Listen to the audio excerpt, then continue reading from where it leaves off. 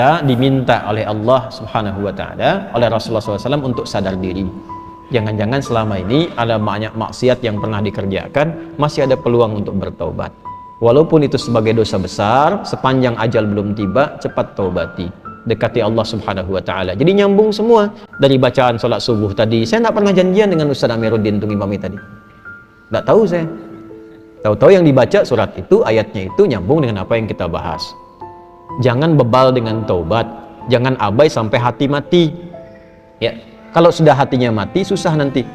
Alam ya'ni lil ladzina amanu an takhsha'a qulubuhum li dzikrillah wa ma nazala minal wa la yakunu kal ladzina utul kitaba min fatala 'alaihimul amadu faqasat qulubuhum. Kalau sudah dapat hidayah, kata Allah di surat Al-Hadid, hadid itu besi. Besi sekuat-kuatnya masih bisa lunak. Hati antum itu bukan dari besi, masa nggak bisa lunak? Batu itu sekeras-kerasnya masih bisa tasbih, masih bisa pecah kalau mendengar asma Allah. Makanya keluar air, ada air terjun macam-macam dari batu itu mendengar asma Allah itu pecah itu keluar. Ini bab iman ya, bab iman.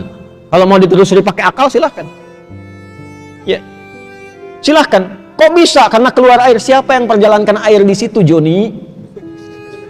Kok bisa masuk ke situ? Kok bisa keluar? Nah, ini bacanya pakai iman, maka turunlah ayat-ayat untuk menyentuh iman. Al-Baqarah ayat 74. Tsumma qasat qulubukum min ba'di dzalika fahiya kal hijarati aw ashaddu qaswa wa inna minal hijarati lama yashaqqu fa yakhruju minhul wa inna minha lama yatafajjaru minhul anhar. Batu aja yang keras itu kalau mendengar asma Allah bisa pecah, bahkan bisa mengeluarkan air dan bermanfaat. Antum itu batu itu ya, kalau kita lihat kerasnya luar biasa, tapi hati kita itu kan bukan dibuat dari batu. Masa batu yang keras saja masih bisa lembut mendengar asma Allah? Hati Anda yang dicipta tidak dari batu, kenapa tidak bisa tersentuh? Ada apa itu? Nah, ternyata maksiat itu bisa membuat hati keras melebihi batu. Waktunya yang paling ideal bertobat diantaranya itu 10 hari pertama bulan Dzulhijjah. Karena pada saat itu rahmat Allah diturunkan, ampunan ditebarkan. Ya, kalau ada orang masih belum mampu untuk menyebut asma Allah dan beristighfar di waktu itu, kita doakan. Makanya doakan secara terbuka. Allahumma ighfir ummata Muhammad sallallahu alaihi wasallam. Allahumma arham ummata Muhammad sallallahu alaihi wasallam. Allahumma aslih ummata Muhammad sallallahu alaihi wasallam. Allahumma farrij ummata Muhammad sallallahu alaihi wasallam. 4 ini baca. Biasakan baca. Insyaallah kalau kita biasakan, itu berpeluang besar mendapatkan syafaat di sisi Allah Subhanahu wa Ta'ala. Syafaat. Dari mana taunya? Bukan lu taati itu. Itu ada ilmunya. Ada riwayat yang tersambung sampai di bab Yaumul Hisab. Jadi ada 2 sahabat, 2 orang.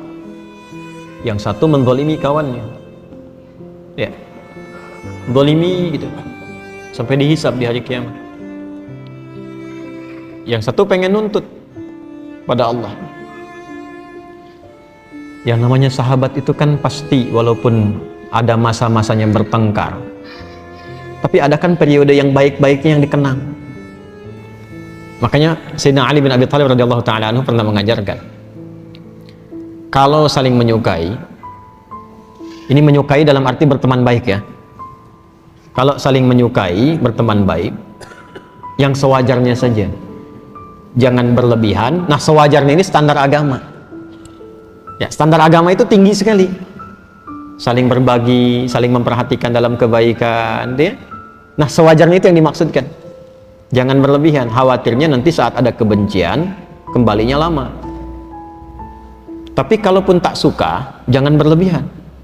Siapa tahu satu masa ada momen pertemuan yang saling mengikat, nanti kenalannya lama. Nah, ini 2 orang ini pernah jadi sahabat, kemudian bermusuhan, sampai menuntut di hadapan Allah di hari kiamat. Begitu dituntut itu, apa kata Allah? Ditampakkanlah keindahan surga untuknya. Begitu ditampakkan, bertanya, ya Rabb, untuk siapa surga ini? Ya. Maka dijawab, maukah aku tawarkan? Ya, satu hal yang bisa mendapatkan keindahan di surga ini. Mau ya Allah, maafkan dia dan cepat gandeng tangannya masuk ke dalamnya. Maafkan dia dan cepat gandeng tangannya masuk ke dalam.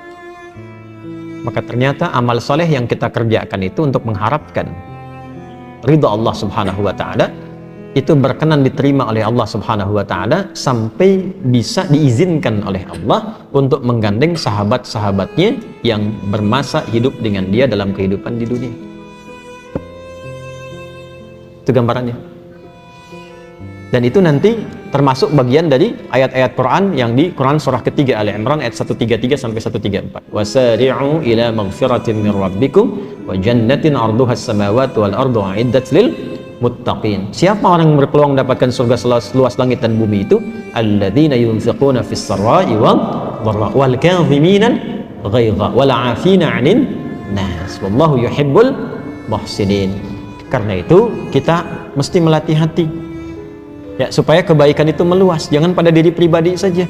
Kalau mau soleh, bagus, tapi jangan kurangi kesolehan dengan banyak mencela orang, supaya banyak salah keluar juga nanti. Lebih baik kita doakan. Dan kita tidak dituntut untuk hasil dari mereka, yang penting kita ikhtiar. Nah, 4 ini tadi. Allahumma ighfir ummata Muhammad, Allahumma ighfir ummata Sayyidina Muhammad SAW, Allahumma arham ummata Sayyidina Muhammad SAW, Allahumma aslih ummata Sayyidina Muhammad SAW, Allahumma farrij ummat Sayyidina Muhammad SAW. 4 ini biasakan. Ya Allah, mohon ampuni dosa-dosa umatnya Nabi Muhammad SAW. Ya Allah, mohon sayangi umatnya Nabi Muhammad SAW.